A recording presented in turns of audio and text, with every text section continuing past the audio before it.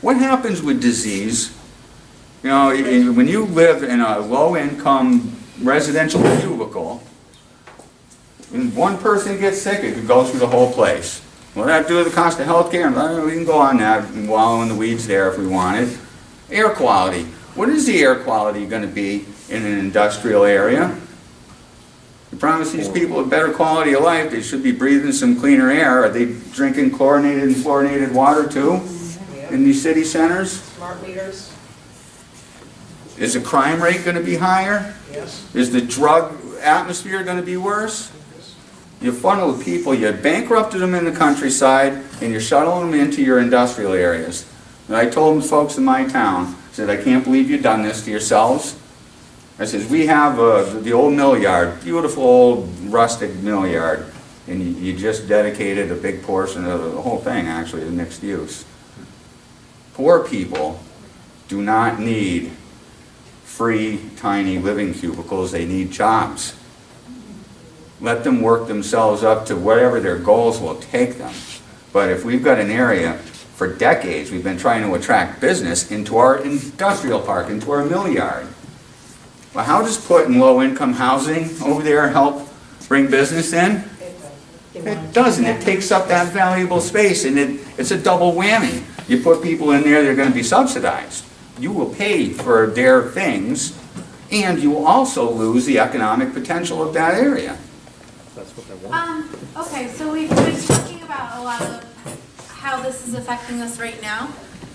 For somebody like me, who I'm entering into a town that I've grown up in and I'm coming back to, Collinsville in particular, and I don't know if you're familiar with that, Collinsville in Connecticut. Isn't it so cute? It's like it's a town along the river. So you have like all your typical bohemian type of shops and everything along there. But right now they're trying to establish all the Agenda 21 right there. So, and it's not, people don't understand what's happening right now compared to a town where I live right now in Bristol, Connecticut. I don't know if people are familiar with Bristol, but it's a huge thing with Renaissance downtown, and everybody's so gung-ho about that. So how do you go from a town that's so supportive to it? I would like to try and fight this along a smaller scale because I'm not so familiar with it, and that's why I see Collinsville. I grew up there. I have a passion on that.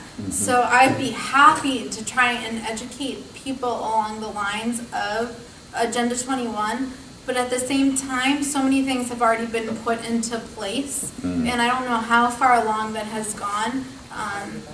Coming out and hitting them over the head with Agenda 21 doesn't work. And when you talk to people about Agenda 21, it's so alien, like it just alienates you. Like that's just a terrible term to use. So it's like you don't even want to start I totally agree. This is not the thing to lead with.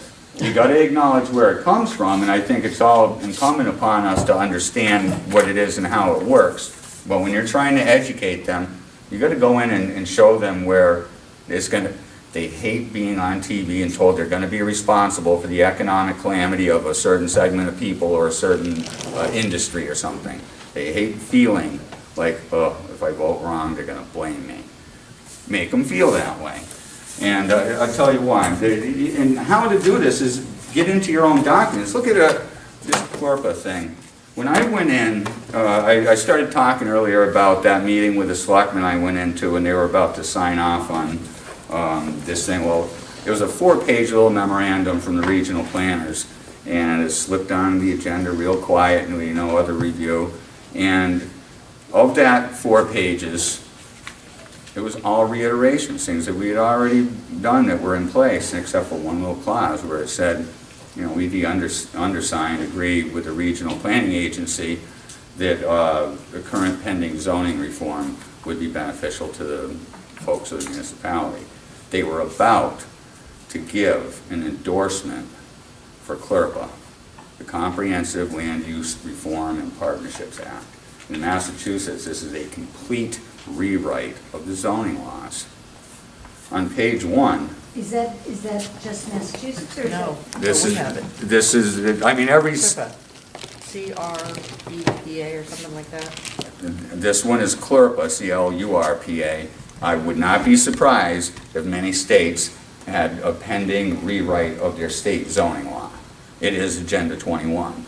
So this is what I do. I go in with their own documents, and I say, here is page 1 of CLRPA, and it's talking about limitations to local authority.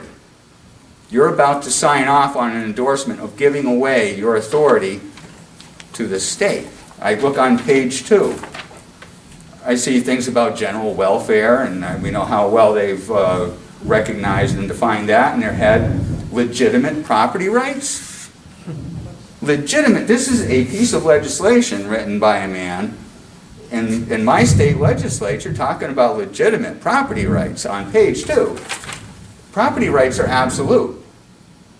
You cannot, and if you leave here only knowing one thing, you cannot be deprived of life, liberty, or property in the absence of due process. Due process is not a meeting of stakeholders. It is a jury saying that you've done something wrong, you have violated someone else's life, liberty, or property, and we're taking yours is restitution. If it's done legally through a court, before a jury of your peers, that's due process. This isn't. Limitations to the home rule authority. Massachusetts, we're a home rule state. If Massachusetts state government says we want to be green communities, we should all be cheering for green communities, it's okay for Ware to say, not for us. Well, not if this passes. So we could